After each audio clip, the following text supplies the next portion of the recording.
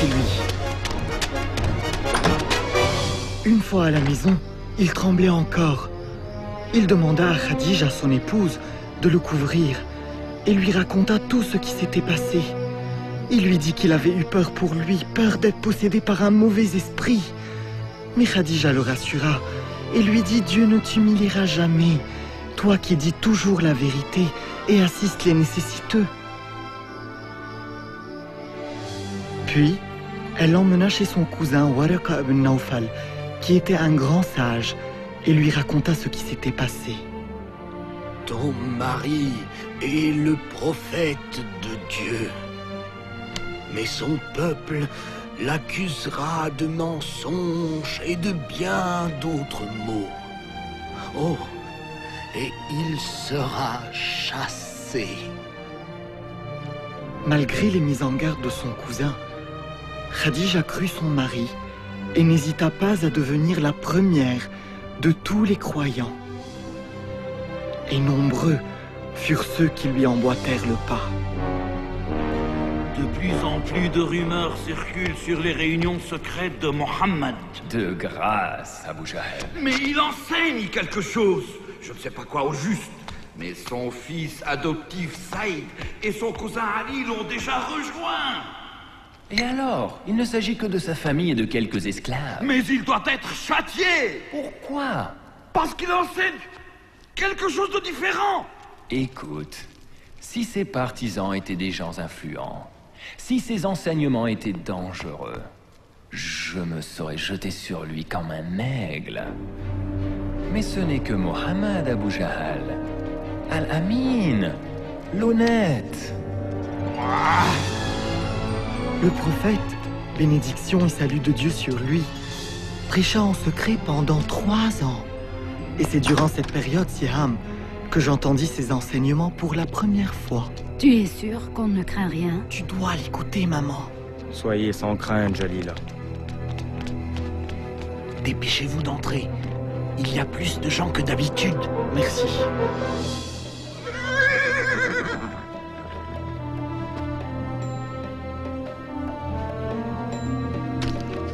Où vas-tu comme ça tous les soirs? Je vais écouter le prophète de Dieu.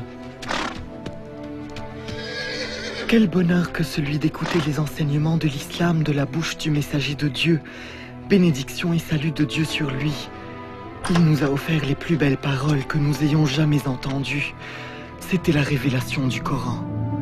Il nous a appris que les dieux de la Mecque n'étaient que des pierres, qu'il n'y avait qu'un seul Dieu, celui d'Abraham, de Moïse et de Jésus, que nous devions renoncer à tout pour lui, qu'aux yeux de Dieu, il n'y avait aucune différence entre riches et pauvres, esclaves et libres, et que nous étions tous égaux. Il nous a dit, « Ô humains, nous vous avons créés à partir d'un mâle et d'une femelle, et nous avons fait de vous des peuples et des tribus, afin que vous vous connaissiez entre vous. Le plus noble d'entre vous pour Dieu est le plus pieux, que les femmes étaient les créatures de Dieu, et qu'il fallait les respecter au même titre que les hommes, que la terre était un don de Dieu, et qu'il fallait la préserver, que chacun serait jugé selon ses actes. Nombreux sont ceux qui se convertirent cette nuit, en prononçant une simple phrase. Il n'y a de Dieu que Dieu, et Mohammed est son messager. Il n'y a de Dieu que Dieu. Et Mohammed est son messager. Il n'y a de Dieu que Dieu. Et Mohammed est son messager.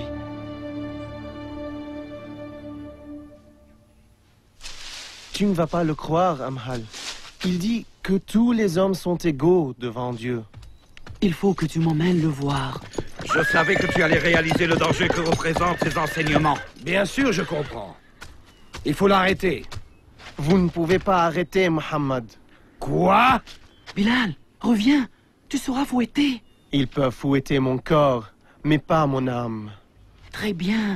Alors, laisse ton âme là-bas, mais ramène ton corps ici. Que sais-tu, toi, de Mohammed? Je sais que c'est un prophète. Prophète?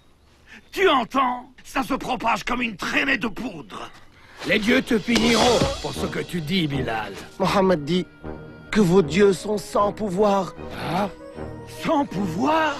Sans pouvoir, me dit-il. Un esclave ose me dire que les dieux sont sans pouvoir. Vous croyez toujours que les enseignements de Mohammed sont inoffensifs?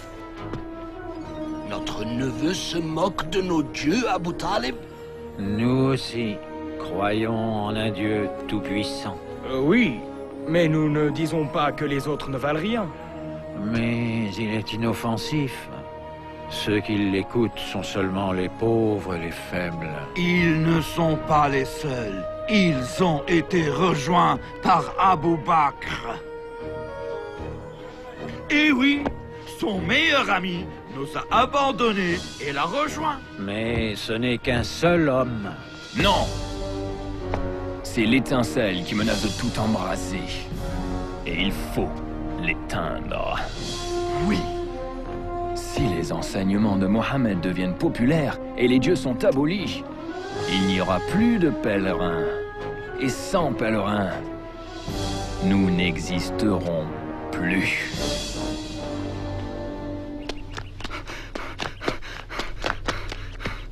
Le messager de Dieu a lancé un avertissement. Quoi? On attaque la Mecque? Je ne sais pas. Viens. Soumaya, viens vite à la Kaaba. Vite. Yassir, dépêche-toi. Qu'y a-t-il? Je ne sais pas. Ah, le voilà. Allez, monte!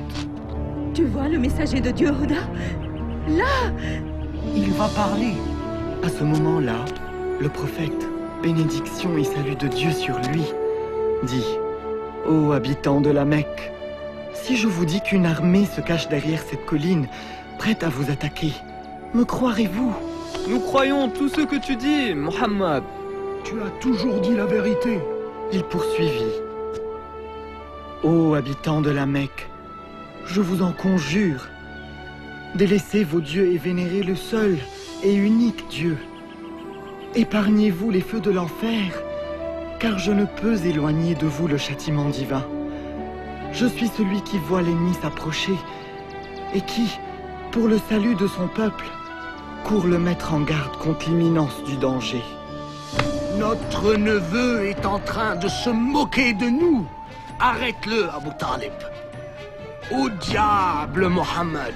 Tu nous as convoqués pour ça. C'est merveilleux. Tu crois cet homme? Oh oui, toutes ces paroles. Il descend la colline. Allons le rejoindre. Tu as trahi la Mecque! Tu as trahi la Mecque! Nous vous protégerons, ô messager de Dieu. Comment oses-tu insulter les dieux? Quitte la ville. Joignez vos bras. Ne les laissez pas attaquer le prophète. Restez ensemble.